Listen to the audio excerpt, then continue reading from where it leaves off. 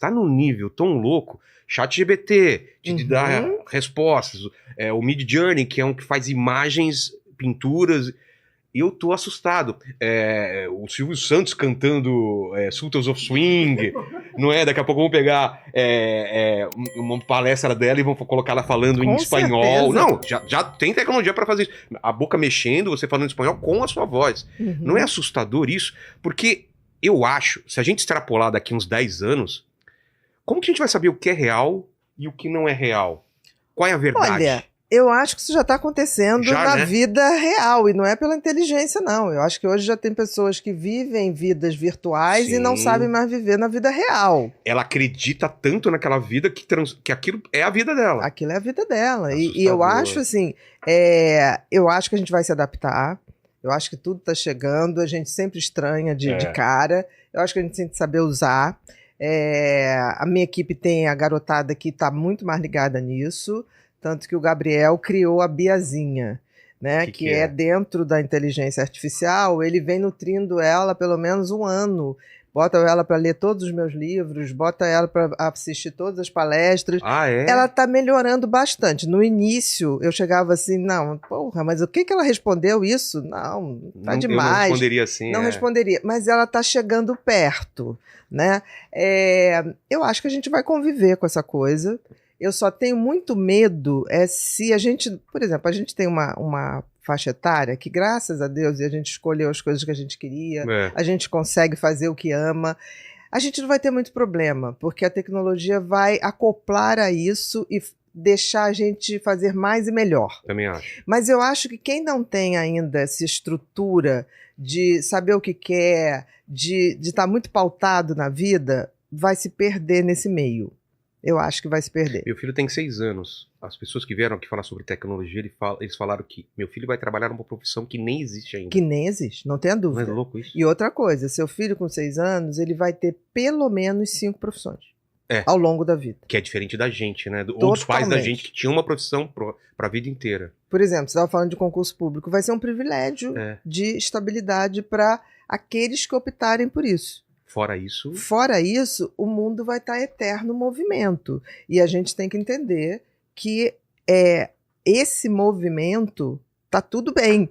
Porque, assim, é uma instabilidade total. Isso gera ansiedade, gera pânico, exaustão gera medo.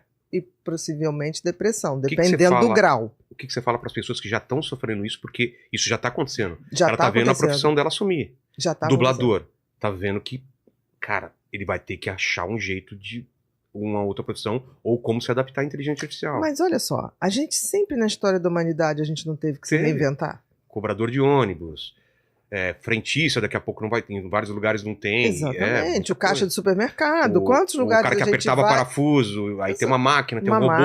Então assim, isso já aconteceu. Verdade. A questão é que a gente tem esse péssimo hábito de não olhar a história humana. A história humana se repete. Não tem jeito. Até nesses movimentos. Eu acho que a gente vai ter que ser muito preparado para saber surfar nessa instabilidade e ser feliz assim. Isso é que é o desafio. Por isso que eu bato tanto que a gente vai ter que ter inteligência emocional nas escolas para as crianças.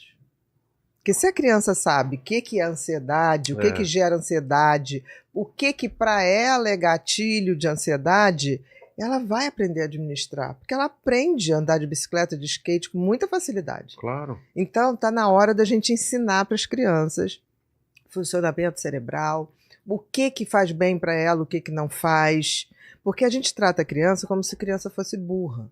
Criança não é burra. A gente é que vai limitando. Você acha que a gente pode chegar mesmo no que eles chamam de singularidade, da máquina ultrapassar a nossa capacidade de entender e ela criar ela mesma se treinar a um ponto de a gente não sabe mais controlar a máquina, ela tá Seria aquele filme do Exterminador? Não. Um mais antigo, Blade Runner. Blade Runner. Se lembra? Que eram os replicantes. Os replicantes. Pode acontecer? Acho que não daquela forma. Sim. Acho que não daquela forma, porque assim, é inteligência artificial. Aquilo ali é número. Alguém tem que programar. Programar. O que me preocupa, quem vai estar programando essa inteligência? Porque se não tiver ética, eu não tenho medo da inteligência artificial. Eu são tenho os parâmetros medo que são colocados lá, né? Quem vai programá-la. Tanto que volta e meia alguma coisa desgarra para alguma coisa racista, para alguma coisa, porque vai aprendendo na rede social. Tem tanto ódio na rede social que é alimentado, aí ela vira aquela coisa. Porque assim, ela vai ter que ser alimentada, ela não se retroalimenta, ela não se alimenta. Ela não sabe o que ela tá fazendo. Não sabe. Ela junta dados e melhores você fala, ou menores. Acertou. Ela, acertei, ela continua. Naquele padrão, entendeu? Nunca vai ser um ser humano. Não tem como. Porque, assim, aquilo é um algoritmo, não tem jeito, é 0001, é 10001, é aquela combinação, não tem outra, né? E você vê a fala, mesmo que vão evoluindo demais da fala, sempre tem um tempo que é o tempo humano, da fala humana. Sempre. Vamos dizer, dos dubladores. Olha, pode até ser, mas igual não fica, não. E o que aconteceu voltando ao que aconteceu com a Vanessa, né? Vanessa Lopes. Fora de uma situação dessa de reality show, que é uma pressão e tal, como que tem essa desconexão com a realidade na vida da gente? Se uma pessoa normal que acontece quando? Isso pode acontecer. Olha só, episódio psicótico não é esquizofrenia. Não tem nada a ver. Muito importante. Não, pode ser até que um episódio se repita e você abra uma esquizofrenia, mas em princípio qualquer um de nós pode ter um episódio psicótico, tá? Se a gente, por exemplo, ficar dormindo muito mal, super tomando energéticos ou usando drogas, isso pode acontecer. Não precisa, isso é uma intoxicação. Eu tive com o Santo Daime lá, com um negócio lá. Eu também. Isso é um episódio psicótico. Você começa a ver umas paradas. Exatamente. E tal. É isso? É isso. Você desconecta da realidade. Você desconecta. Só que o teu foi provocado por um agente. Sabia que estava rolando alguma coisa. Exatamente. E o que estava acontecendo. Exatamente. O que aconteceu com ela não foi provocado por nenhuma substância, nada disso.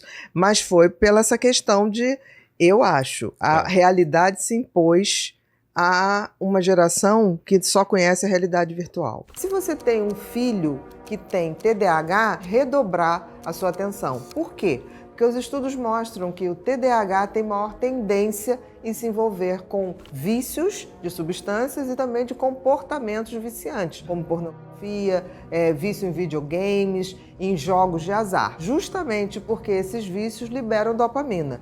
E todo TDAH tem uma deficiência de dopamina, por isso ele vai buscar nas drogas a dopamina que ele não tem. Então, muitas vezes ele se depara com esse fenômeno de usar a droga ou um comportamento de vício e se sentir bem por conta da dopamina que é liberada. Se você ou alguém que você conhece enfrenta esse desafio, conheça o curso agora mesmo.